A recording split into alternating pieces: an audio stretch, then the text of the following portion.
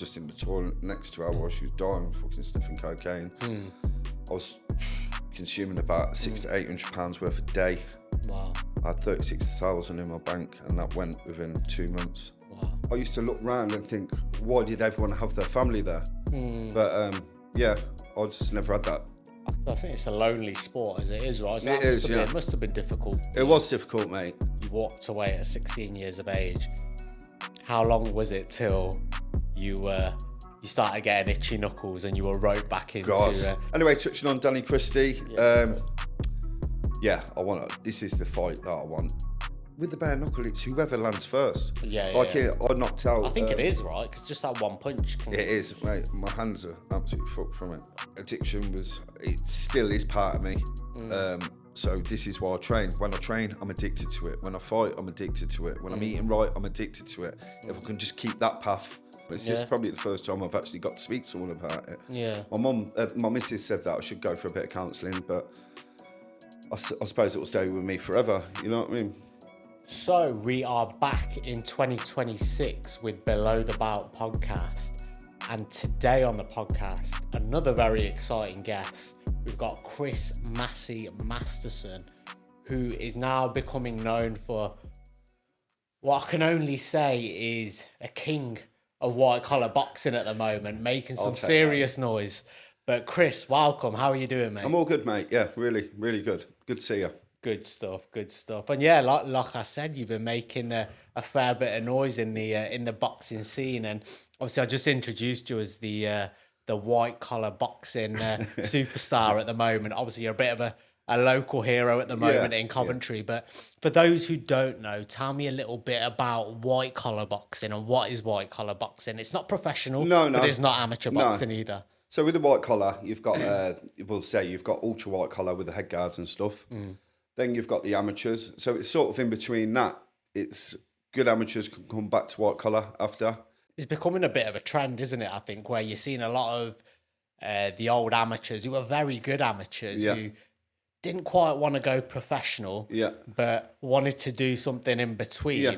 And I think the standard of white collar boxing has really taken up a little bit, right? You've seen a lot of talent in that. Yeah.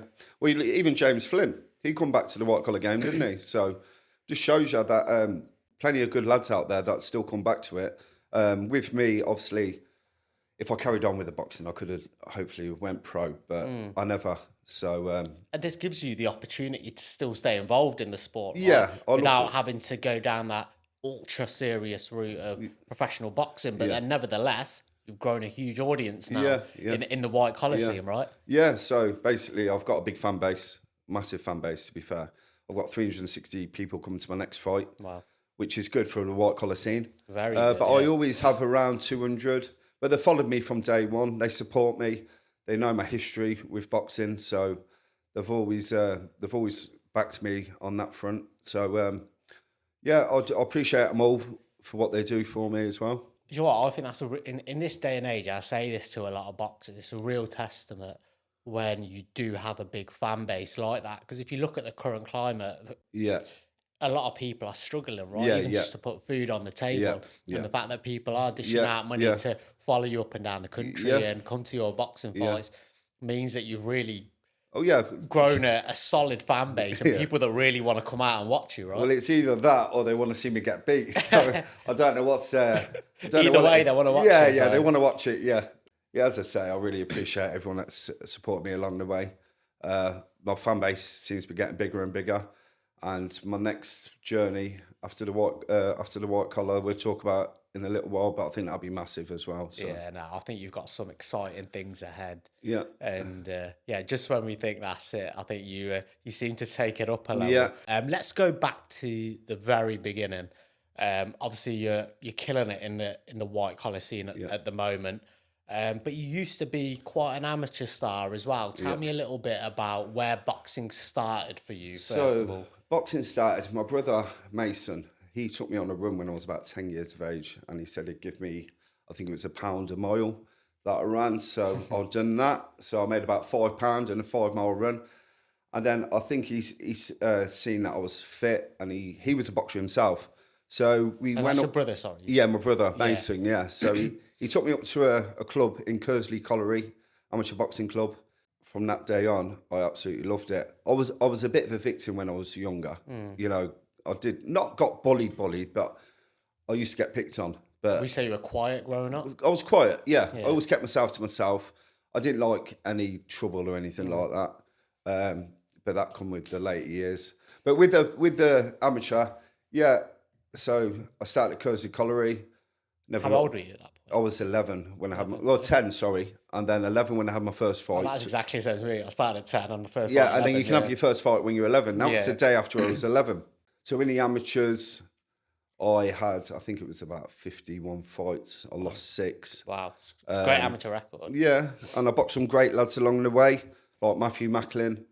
I beat him once. He beat me in the semi-finals of the ABAs, I think, Then I boxed Paul Smith from the Small Smith Brothers. Yeah. Beat him in the NABC semi-finals. Martin Conception, another good pro. He went pro. Clint Smith. Sam Gorman.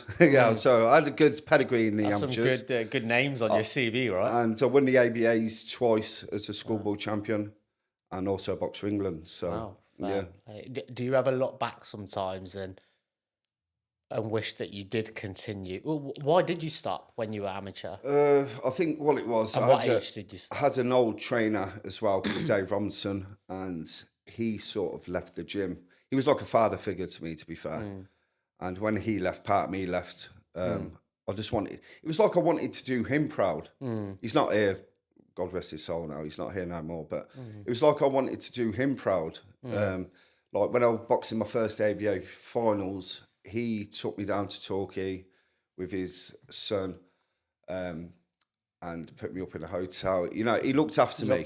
He really looked after me. You kind of get that father-son relationship. And with my own family, like my brothers, my sisters, and this, no disrespect, they probably watch this, but they never come to any of my fights, ever. Even when I was in the national finals, even when I boxed for England, I used to look round and think, why did everyone have their family there? But yeah, I just never had that.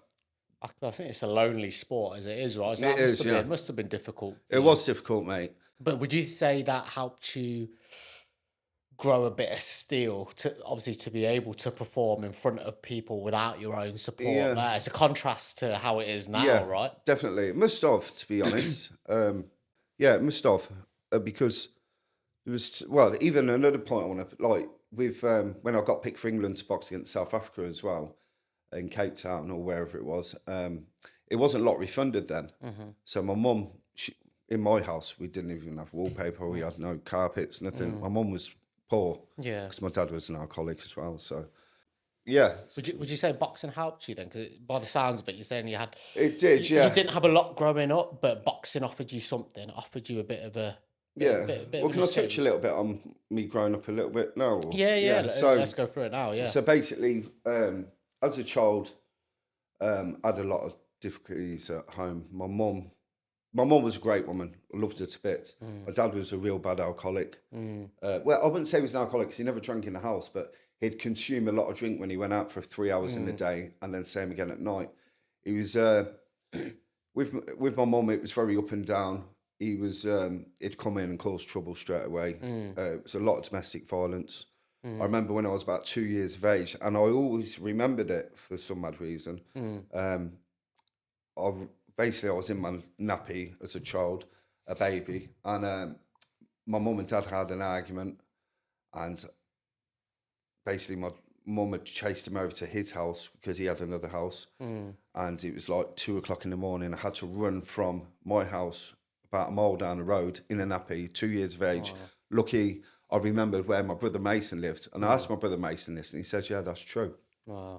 So, and then many a times after, we'd go to a social club at night, and he'd near enough be his death when I got home. It was horrible upbringing, but not horrible because my mum was dead loving and caring. But it's clearly something that stayed with you in your in your 40s now, right? And my inner demons, and I've never really opened up about it, to be honest. This is probably the first time I've actually got to speak to someone about it. Yeah, my mum, my missus said that I should go for a bit of counselling, but I suppose it will stay with me forever. You know what I mean? I find this with a lot of boxers. They have quite a hard exterior, right? And they kind of they have the type of demeanour where it's just a case of just get on with it. Yeah.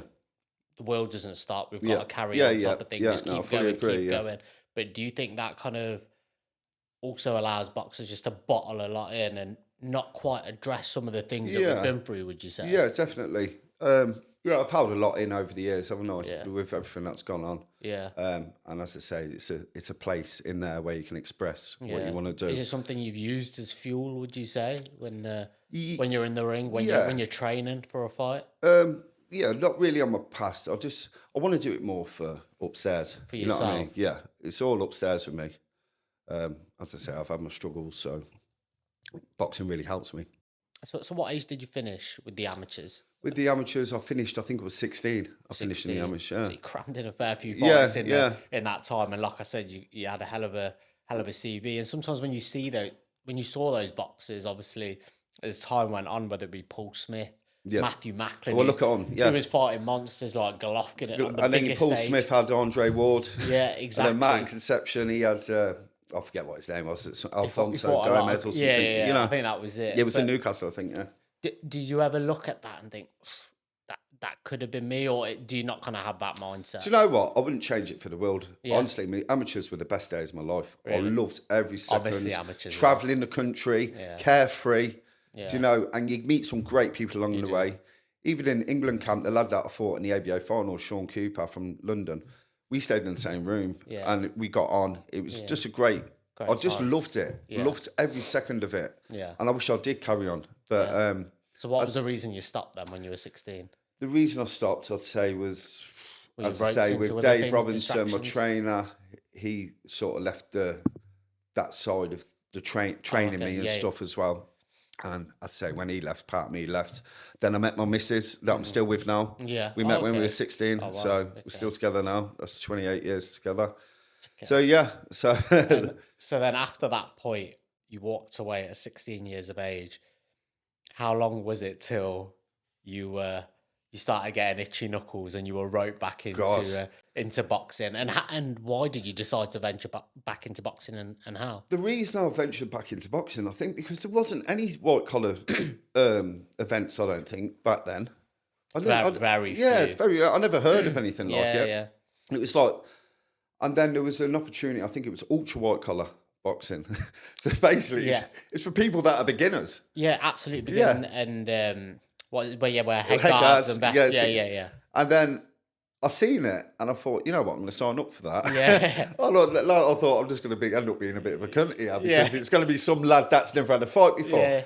But you know what? I met my good mate Jay Sharkey. Is that where you and Sharky me and first him. fought? So basically, he walked into the gym, and he had a bit of an arrogance about him. I thought, I want him. Do you know what I mean? He had a bit of a swagger, and then basically, I told him what I'd done in the amateurs. He went up to Red Corner, spoke to Glenn Smith, and goes, I'm fighting a lad called Chris Massey. He said he won the ABAs twice in Boxing England. Yeah. Glenn Smith goes, he did. So Sharky was a bit like that, squeak bum time then. But you know what? We had a cracking fight. For his first ever fight. Fucking great fight. Yeah, really good fight. I thought that about him. He picked it up very well. If that was him starting at that age, he picked it up very well, right? Yeah. Well, with his style, his jab, probably the best jab I've ever been up against in boxing. Yeah. He would have been a good pro, I think, if he started from a young age. Yeah. He has everything there, technically, yeah. So your first fight was against another local Coventry lad in Jay Sharkey. Yeah. Then. Who won that fight out of I you won two? that, yeah. You won that yeah, one. yeah. Obviously, we'll go on to your little rivalry as well. So then after that point, what did you think then? You're like, I don't want to quite walk away yet. No, I was toe-to-toe training at the time at Leighton Brady's gym. And then I got offered another fight against Isaac the Gypsy Kid. Do you know him from Dudley? Yeah. Looks like he's got a big... He's had like hundreds of fights. Well, he's had 450 fights. Wow. And he did do an interview, to be fair. No, I liked it.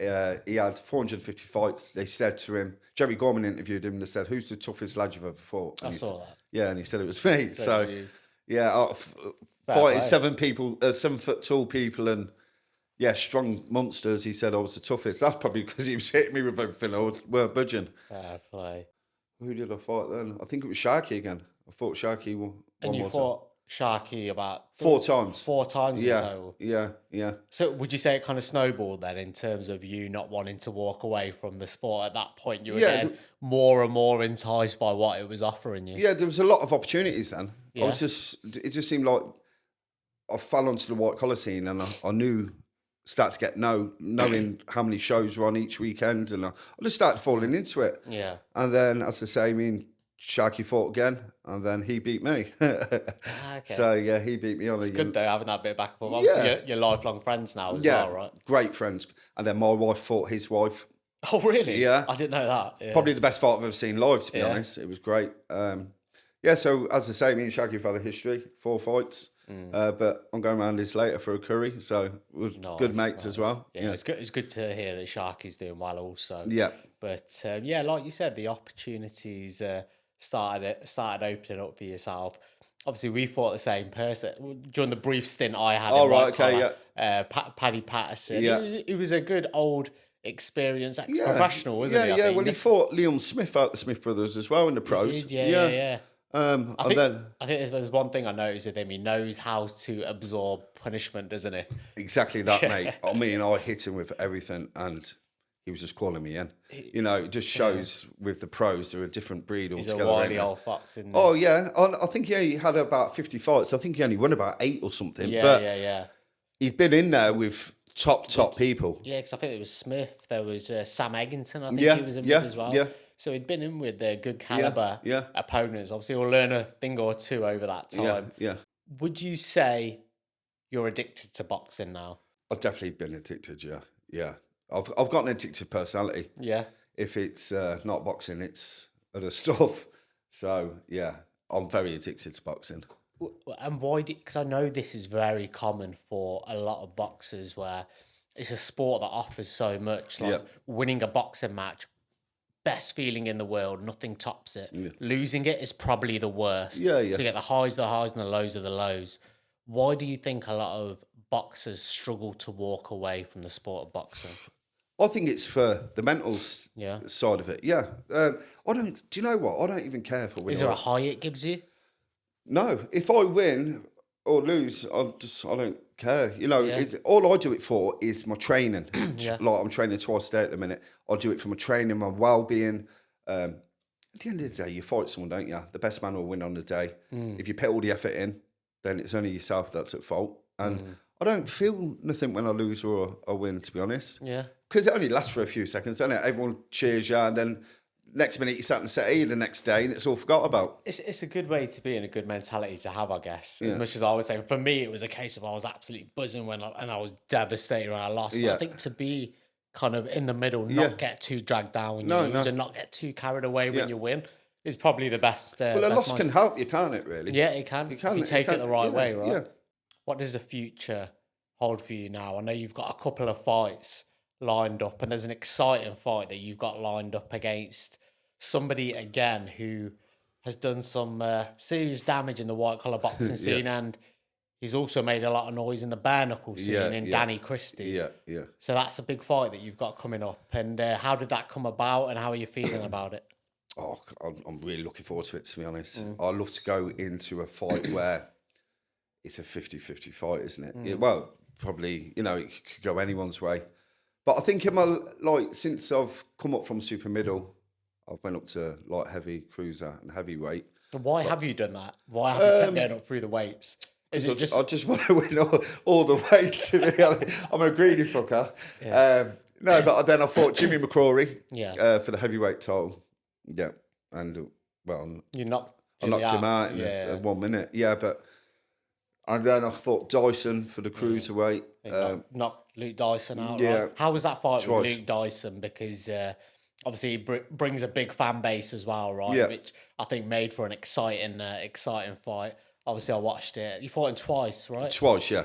And the first fight you won. Yeah, it was an absolute war pub fight. Yeah, it was just like we were in the pub, having it. It was just constant brawling. Great for the spectators. Yeah, of course. brilliant. Yeah, brilliant. And then the second fight I thought was quite good as well. Yeah. Obviously, you knocked him out in the second fight. But what was that like, being in with Luke Dyson? Because I know he's quite a personality now as well. Well, I had my friend on holiday. He said, "Have you seen a lad called Luke Dyson?" I went, I haven't seen him now, and he says he's knocking a few people out. But he gets knocked out himself a few times. And then I thought, do you know what? I'm going to ask him if he wants to fight. So, yeah, it was a good experience. He brings a lot of spotlight to it. So that's what really took me to that next level, I think, fighting him. And then, he's a top lad as well. Does a lot for his community. Finds predators and all that, online predators and stuff. So he does a lot for his community. He's just a good geezer all round. Seems like a nice lad. Gets in there with anyone as well. Anyone. He does. You don't care. As long as the money's on the table for him, I guess. Yeah, why wouldn't he? Yeah. But to be fair, I say why wouldn't he? A lot of people wouldn't do what he's doing. Well, he's getting, I'd say he's probably, I think he was getting £1,500 to fight me. So if you just three of them a weekend, it's nearly £4,000 a weekend. Plus all his sponsorships and all that. Yeah. Anyway, touching on Danny Christie. This is the fight that I want. He brings that little bit of fear. Do you know what I mean? A little bit, the butterflies and nervousness you want before a fight. Because he never gets knocked out, does he? So I know he's going to be there till the end. But if I knock him out, what an achievement that would be. How many rounds? Four rounds. So it'll be explosive. Yeah. We're both going to go for it. I respect Danny, top bloke. We've been messaging back and forth. You're never going to get any animosity with him. He's you get a lot of people lately that try and make a name for themselves, like Tommy Hench. He's very disrespectful, I find, slapping people at press conferences. I don't particularly rate him, to be fair. I've seen him box, and I don't like that. Do you know what? Fair enough if you're trying to sell a fight. Yeah. And even then, I think you can tell when something's authentic and natural, and when someone's just putting it on for the sake of it. And I wasn't kind of getting that authentic vibe from him, but I think Luke Dyson held his own, didn't he? I think he did. And the thing with Tommy is he was calling out Luke Dyson every day on social media, being horrible to him, all this sort of stuff. Then when it comes to the fight, he goes, "I'm only 60%." To the press conference, "I'm only 60%." I'm thinking, why are you pulling out excuses before you even fight? That. If you're going to get in there, even if you do have excuse or something not going well in camp, if there's one thing that a boxer never does, do not start giving excuses when you're about especially to get before the fight. If that is the case, don't get in there. Yeah. Like, if I was Luke Dyson, I'd say, piss off. For me, he's probably covering his back there, I'd say. But yeah, Danny Christie, that'll be a very tough fight. Is it going to be your last fight? In boxing, 100%. Are you sure? 100%, as I say. Because you retired a few times now. There'd be no one else there for me. Would you think that'd be a nice one to end on? Lovely. It'd be a great fight to end on. Even if it's a loss, you wouldn't get tempted back in. As long as I know I've given everything in my camp and to respect the people that buy tickets on me and my fans, I'm going to give everything. I've eaten a proper diet, strength conditioning coach, pad work every day near enough, loads of sparring. I'm 45 in March, but I'm going to give it everything. But yeah, Danny's, he'll be like the pinnacle in my white collar boxing. Not that he's known for his white collar boxing, it's more the bare knuckle. Yeah. But he's a tough fucker, isn't he? He does. He looks like a tough man indeed. And even if it was a close fight and there may need to be a second, would you do it? No. You wouldn't? No. You're going to leave if the money made sense, yeah. But otherwise, you're planning to leave it all. Yeah, I'm going to do all right out of this fight, to be fair, with ticket sales and sponsorship. I'll be touching nearly 10,000 for this, so that'll be good. Obviously, it's going to be you're saying it's going to be a last fight in white collar boxing. Yeah. But it's not quite your last fight. No. Because you're going to venture into bare knuckle boxing as well. Yeah. So were you contacted for that? How has that come about? No, I think, I don't know how it come about, to be fair. I can't really think off the top of my head. I was speaking to a bloke called Aaron Ashton from Birmingham, and he got in touch with Stefan on about me moving over to the BKB. And he said that he'd watched me against Jimmy McCrory, so he's very interested in signing me up. That was when I was on holiday not so long back, so we got chatting, and I went for a meeting with him over in Birmingham a couple of weeks ago. So we're going to get a contract signed after the Danny Christie fight. But I just want full focus on Danny at the minute, and then my first fight will be at Wembley Arena in September. Wow. And is there any idea who your opponent might be in the Not yet. I think he's. I think probably with my first one, he'll just match me right, and then I think he was on about progressing me. You don't want to do it with Danny Christie and get him into the bad, would you? Or it's in a trigon as well, isn't it? It's not a ring, so... Oh, is it? Yeah, so there's nowhere okay. to go. It's just like, let's okay. have it, yeah. So that suits me. I like to stand in the pocket and just bang it out. Yeah, so, yeah. Yeah, I'm looking forward to that. Would that be your first bare knuckle? No, I've had two. I've had two, yeah. And what's your... How do you find it, bare knuckle? Because obviously, do you know what? There's no padding, is there? No, but really? I'm more relaxed. I think with the are boxing, I think everyone expects me to win. Do you know? And with the bare knuckle, it's whoever lands first. Yeah, I knocked out. I think it is, right? Because just that one punch can... It is, mate. My hands are absolutely fucked from it. Wow. But my first bare knuckle, I fought a lad from Blackpool. I think it was Mally Richardson or someone. I knocked him out in the first round. But then I got knocked out in the first round. Which can happen, right? Yeah. It's bare knuckle. One punch can change things with the flash of a button. But yeah, absolute respect for you for transitioning from boxing to bare I just knuckle. want to try it at this weight, you know, because I know I can pack a punch at this weight. And What is it that's enticed you at this stage, though? Money, I think. Yeah, because I worked it out on ticket. I think on ticket sales, you get 50% of the money. I'm doing 200-300 tickets. They could be £120 tickets, so you get £60 off each one of them. And sponsorship, I could earn 15-20 grand a fight. So that'll pay my rent for the year, a holiday. Do you know what I mean? It's just, and I want to do it as well. Fighting on that stage as well. I think you don't want to look back and regret as well. well. Imagine fighting at Wembley Arena. That's something that my kids will look back on as well. So definitely. So would you say at that stage, after the bare knuckle fight, that's it, or would you like a couple of bare knuckles now? I'm gonna see how I get on. As I say, I don't want to finish on a loss either. Do you know what I mean? But of course. I want to. Because that's going to be my next question. How much longer can you keep going? I just want to try and win a bout at bare knuckle. Bare knuckle, yeah. As I say, I've won a few bouts. I've won the ABAs as an amateur. I've won a good few bouts as a white collar. I'd love to win a bout at bare knuckle. Something I can have in my man cave at home and just the bout, British champion even. That'd be fucking fantastic. So brilliant. And you mentioned earlier on in the podcast, you met your now wife when you were, I think, about 16 years old when you finished your boxing. How has this been on her and your family? Obviously, you've got 2 kids as well. Yeah. Obviously, you're continuing to box. You're into your 40s now. Obviously, it can take a lot of toll on people around you, right? Yeah. Especially when you're constantly in training camp. You're in these constant kind of back and forth bloodbaths. Obviously, the fights with Luke Dyson. Now you're going to be in a war with Danny Christie. How does your family take it? Do they want you to step away? Are they kind of fully supportive of you continuing? I'm going to be honest. My wife would let me do it forever. Yeah? Yeah, she knows it's good for you. She knows that. Like, even my meal preps that I've been doing, she gets all that right for me. She's at her most happiest when I'm training, to be honest. Yeah. She has put up with a lot over the years with me, but she knows it's what's good for me with the boxing. Yeah. But yeah, when I'm not boxing and I'm left to my own devices, that's when. So that's what I just wanted to touch on now, and I think we spoke very briefly about this beforehand. But you said you had some problems with addiction. I think it was around 9 or 10 years ago, where you said you were really struggling. Tell me a little bit about that and the impact that boxing had on that time. Did it help you? Did it hinder you?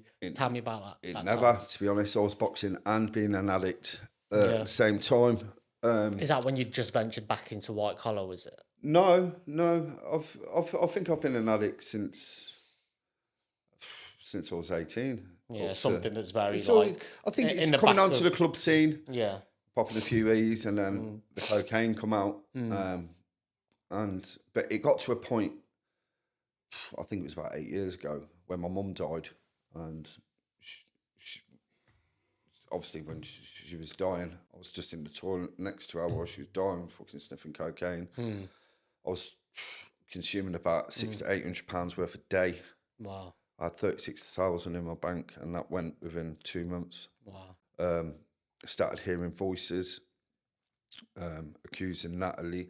Like, it was just mad shit. I got a garage at the end of my garden, and I was thinking she was going down there to meet someone. Like, it was cocaine. Paranoia. Yeah. And then when my mum died, I was in that Fantastic Four with James Flynn, I remember Sean McCurvey, and this Romanian. Did your mum die around that She time? died the week before.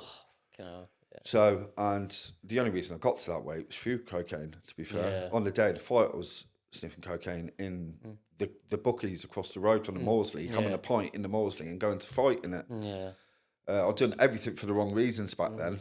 There was a lot of other stuff that was going on, but as I say, I don't want to touch on that. It's quite private. But addiction it still is part of me. So this is why I train. When I train, I'm addicted to it. When I fight, I'm addicted to it. When I'm eating right, I'm addicted to it. If I can just keep that path, I'll be... Would you say you used it as a form of like escape? Were you trying to escape something, escape your own mind at a certain Do you know point? what? I don't think I've ever liked myself as a person, to be honest. I weren't the easiest to be around years ago. Always out fucking fighting, going looking for trouble, basically. Do you know what I mean? I went out with my missus once. We were in the pub and she said, "Look, are we out for a quiet night?" I said, "Of course we are."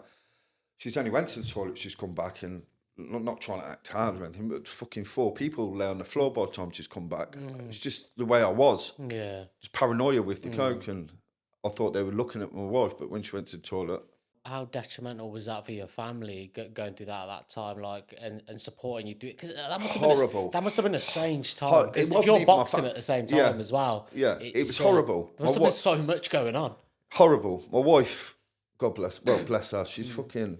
She stuck with me through thick and thin, to be honest, and she could have walked away many a times. I weren't the easiest to be around. I was very controlling. I think everyone around us picked up on it as well. Do you know what you just mentioned? Like, you've never really liked yourself, and this is something that I've seen a lot with men, and I actually think it's how the human mind is conditioned and programmed to speak negatively about yourself and just revert to the negative of what's not good or what's not good about the situation that you're in. And I think it does take a lot of positive self-talk and programming and conditioning, which is hard when you've lived life a certain way for so long. You've probably been around so much trauma, so you're slowly conditioned to think a certain way, and to break those habits are quite hard. But I think the way that you're breaking those habits are doing the things that you know are good for you, whether that be boxing, 100%. Being in training camp, because that means you're going to have a good diet. It's going to keep you away from the drink. So you're using that as a means to keep you on the right track. Yeah. Would you say you're prepared for life after boxing? I don't think I can answer that. I hope I am. Have you thought about it? I haven't, to be honest. I hope I can. Do you know what I mean? Just for my own sanity. When my family's good and we're good, it's great. I love it, and it's me. It's me that's the pain in the ass. It isn't anyone else. It's me. I'm not an alcoholic, or I'm still an addict in a way, because it's always there. Yeah, it calls you. But yeah, touching on... I think you'd need another outlet, I think, after you've stopped boxing. I'm coaching, aren't I? So I've got a load of fighters under me now. I've got 8 fighters on. How are you finding that? Love it. Yeah. I'm more invested in them. It's like... Maybe that is your outlet then, maybe. It is, 100%. Training people, being around positive people in the gym, doing your one-to-one lessons. Everything's positive, isn't it? Everyone's there to do better for themselves. Do you know what? I think one thing that they also say is true, that I definitely... learn now through the past few years. You are who your circle is, basically. 100%. And if you're around people who are drinking, smoking, doing drugs, you think you can detach from them and you can be your own person and keep away from that stuff while still being around them. But it doesn't actually work like that. You become consumed by their habits. Their habits become your habits, right? So I think being very strict within yourself around who you keep around you and that circle around you, and keeping it a good circle, I think can have quite a big part to play. I just go to the extreme with things, though. Like my mates, they can go and have a drink, they can have a session, whatever they're doing, and they'll go home. I can just stay out for days. Carry on, And then I'm knocking the door like it's her fault that I've stayed out. It's not her fault. It's my fault. An addictive personality. Yeah, and as I say, it's not nice. Not now, but this was back in the past. But yeah, I just wanted to touch on a little bit with the obviously not loving myself, as not liking myself. I think it stems from my childhood as well. Like when my mum and dad used to argue, I remember once they threw me out in the back garden gave me a plate, it was pissing down with rain, put a blanket, and I'm just sat there freezing. And they were arguing over who's going to take me. And then my mum, she went up to Hurtle Common and took an overdose. And it was like, I felt like I wasn't wanted. Do you know what I mean? Yeah, yeah, of course. My dad was never about. I remember I was sat in the living room once watching fucking Lassie. I'm not sure if you remember that, but that was back in the day. There's a part of vivid memories you've got, though. So yeah, no, but I remember all this. Yeah. And a bottle of beer come straight through the living room window. Wow. And it was my dad. Do you know what I mean? And I was sat there. Yeah, so, yeah, that's... I think that's something I need to talk to someone about. Do you know? Yeah, I think definitely. I think talking always helps. And like I said, I think you've grown up as a boxer, and to be fair, I'll be honest, when I was amateur, when I was younger, there wasn't really much talk about mental health in boxing. Yeah. And there were times when my mental health wasn't great as a youngster and I was boxing. I used to put a lot of unnecessary pressure on myself, and hopefully that's something that will change over time in the sport. But yeah, I think as guys, I think we do need to talk. I think especially boxers, we can have that hard exterior, we can look kind of unbeatable. Like a lot of people probably look at yourself and think that. But I know they look at me and think, oh, look at Massy, like he's doing really well. I bet he's always happy, you know. But I think, like you just said, you're not bothered whether you win or you lose, and you don't seem to have that fear. But I think that's because the biggest kind of challenge and trauma that you can have is up here, right? And that's the one that we need to defeat, really. Yeah.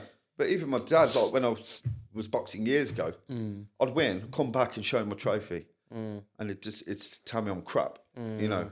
So why was that? Was he very I don't know. Like strict? when he watched a video of me fighting some other lad, he said, "Look at his foot movement," and I beat him a unanimous decision. And I'm thinking, why are you not praising me?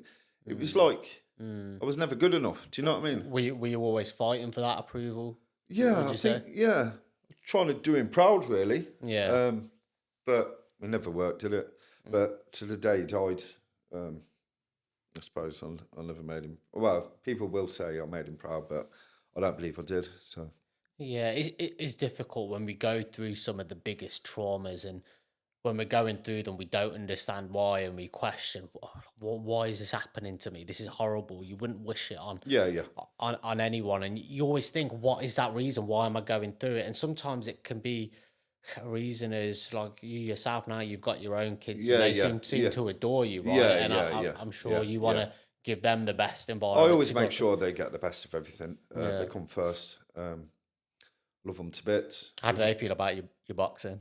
My daughter, she's fought as well. I saw her when fight. she fought Darcy, little Darcy. That was some fight, wasn't it? That was a great fight. Great fight. That's probably what I would say, because I was there from the beginning, so I saw that fight, and then that was probably one of the best fights of the night. You know? I think they did get best fight of the night. Yeah, that was some clubbing match. But they both sparred each other beforehand, and which was, I think it was. But they weren't showing each other.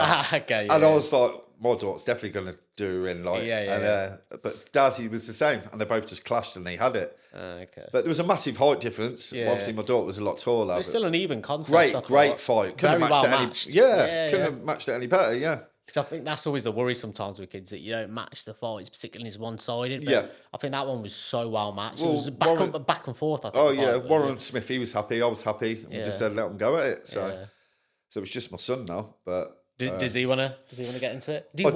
Would you want to put him into it? Do you know? He could do whatever he wants, but I'd like him to get into it. I'd love him to get into it, to be honest. Yeah. But I don't think I could train him. I think I'd have to get someone else to train him. Yeah. Because I wouldn't want to be harsh on him and lose that relationship with him where he's like, God, Dad, you know. Yeah, that's very true, you know, because it's a very tricky... which is why I like Joe Calzaghe and his dad completely rate what they do, because I know it's not easy to have the trainer-boxer relationship with the father. It's very difficult. Yeah. Funnily enough, I've actually just put my two nephews into boxing with Michael Green at Boxer Academy. Oh, right, I love Michael, right? I'm coaching so you can probably give them a few pointers and some coaching as well. Michael said he used to spar you back in the day down Cobb Boys, and he said it was some good spars. There was points when I was thinking of getting back into it, and me I think the way we used to spar was we'd give one to take one. Oh yeah, type of thing. So at times we'd just stand there back and forth, just giving it. But yeah, he'd always give me a great spar. He was a tough lad. Yeah, very tough. Just going back a little bit again onto the mental health side. Do you think it's important for a lot of boxers to talk more about their mental health and have a better kind of support system? And would you also recommend boxing to other parents for their kids in terms of what it will instill in them? Yeah, definitely. Do you know what all you'd want from being a parent? So if you're growing up getting into boxing now, you just want two parents that are very supportive, that will follow you all the way through. And I think it's very for discipline, for your fitness, for your surroundings in life, out of boxing, because they will become your friends. I had one lad called Hayden Hoskins. He was my friend all the way through the years. Big shout out to him. Me and him had thousands around sparring. But he was a really good friend of mine. But I think when you start falling into the other circle outside of boxing, people smoking joints outside on the streets. So yeah, I would recommend your kids getting into boxing because you're going to be around positive people all your life. I think definitely if you go from start to finish. Yeah, no, definitely, I completely agree. Hence, obviously, my two nephews who I've just put in Boxer Academy. One of them's 4, one of them 7. Yeah, and obviously, I saw what boxing gave me when I was younger in terms of the discipline, the ability to overcome struggle. Yeah. That kind of grit and determination. So in a way, the ability to follow orders, but also have your own creative kind of personality in the sport. Yeah, get your own style and stuff like that and express yourself. Yeah. Exactly. And just that confidence as well, because let's be honest, it's not a pleasant world out there sometimes. And obviously, as much as you're not meant to abuse what you learn in the boxing ring, you want to have the confidence that you're able to walk and look after yourself in that sense. So yeah, I think there's so much that can be, I don't know, there's just something different I think about amateur boxing that it can give you compared to a lot of other sports. 100%. I didn't even find it hard one bit. You know, it was just the whole journey, the friends, the looking up to the coaches, looking at the older amateur boxers like Jimmy Twite and Dean Piffy, and you know, it was just commentary was brilliant when I was back in the amateurs. I fucking loved every second. And it was where you could smoke in the room at the time. Oh yeah, I can remember that back in the amateur shows. You would have inhaled about 50 fags by the time you got in the ring. I think was that the same when I was boxing as well? I was a little bit younger. Yeah. But at the start, it may have been. I can't remember. Yeah, how old are you? So I'm 32 now. Yeah, well, I'm 40. I'd say. I think it may have still been like that. Yeah, I remember that type of social club vibe. Absolutely stunk. You couldn't even see the ring. You had to do that to get to the ring. Yeah. But we touched on just creativity and fighting styles. And if there's one thing I've noticed with yourself, because I've watched a few of your fights on YouTube and whatnot, I feel like you've definitely got that experience now as you've gotten older, and you seem to have a rocket of is it a left hook on you? To be fair, both hands are doing all right at the minute. Yeah. Do you know what it is? Just no weight cuts. When I've been doing weight cuts, it saps you down. It saps your energy. I don't. And there's no disrespect, but I don't care if you're 120 kilo or if you're fucking 5 kilo lighter than me. Let's just go at it. As I said, in the streets, you're not going to say, step on the scales, mate. I don't want to fight. You just get in there and have it, don't you? So I think just no weight cuts, fully fueled up. And I've been knocking everyone out, to be honest, lately. So I've loved it. I've definitely seen a lot of footage, and there's just that snap left hook. I think that was against Jimmy, the left hook. That was some left hook. And then my overhand right against Dyson, that got him out. The power's still there. And hopefully that comes into good Danny, use against Danny. So just for those watching, obviously you're fighting Danny Christie, who's a big name. In the white collar boxing scene and the bare knuckle scene. So when is that fight? How can they watch? It's April the 10th. It's Wrighton Sports Connection. As I say, I've had 360 tickets. My allocation's gone. But if you do want to get in touch, chat to Mark Dwyer Promotions. He can sort the tickets out. And that's it. Yeah. So. Exciting stuff. And then obviously you're going to be going over to the bare knuckle scene. I just want to give one more shout out to Brendan Malone as well. He was a massive part of my amateur career. He made me express myself. He got the best out of me. brother, I love him to bits. He was my trainer as well. Brendan Malone, is that Brendan Malone? Huey's dad, yeah. Oh, okay. He was my coach as a trainer. Wow. Yeah. Okay. He started off with me, so he installed that into Huey then. Oh, but awesome. I think me and Huey were quite, well, Huey's quality, isn't he? He's awesome, yeah. But I had a bit of a different style to Huey. I was very quick on my feet, very elusive, very sharp. With Huey, he's just constant. He's like a 6 foot Lomachenko, isn't he? He's like a steam train, isn't he? Just he constant. doesn't stop. It's like, yeah, do you know what? He is. He's just constantly in your face, right? Which can be energy zapping in its own, even without throwing any punches. Yeah. So, no, that's interesting. Yeah, well, I'm going to watch him on March 27th as well, so I'm looking forward to going to watch that. That's the right connection. Brilliant. Well, I think there'll be a lot of eyes on that fight. Yeah. And it's been fantastic to have you here I appreciate for the podcast. Yeah. Just to hear a little more about your journey. And I think for people just to understand Chris Masterson as well. It's just been nice to talk, to be fair. Chat to yourself. It's been nice to just talk. Definitely. Because I don't think we'd caught up in a long while, right? So it's always good to catch up with you, mate. And like I said, just to find out a little bit more about your upbringing, your career, which can hopefully help a few other people as well, right? And just to hear your story. Yeah. No, so if it can help anyone, even one person, I'll be happy about that. And if there's anyone that ever wants to come and talk themselves, they can always come and talk to me. So that's brilliant, mate. And thank you for watching, guys. I hope you enjoyed the podcast with Chris. Obviously, he's got a couple of big fights coming up. Have a look on his social media. I know you're not on Instagram yet, right? Not yet. No, you're behind the times a little bit. I just can't do anything. I can't do anything. My wife. You're on Facebook though, right? Yeah, my wife will sort Instagram. Definitely. She'll sort it today. I'll get it sorted today. Good stuff. But make sure you stay tuned. Stay listening to his journey, because I think there is going to be a couple more exciting fights before he finally hangs up the gloves. Chris, no, I really thanks for coming on the podcast. Thanks for listening to me. Yeah, today. not a problem, mate. And thank you for watching, guys. But don't forget to like and subscribe. Thanks for watching.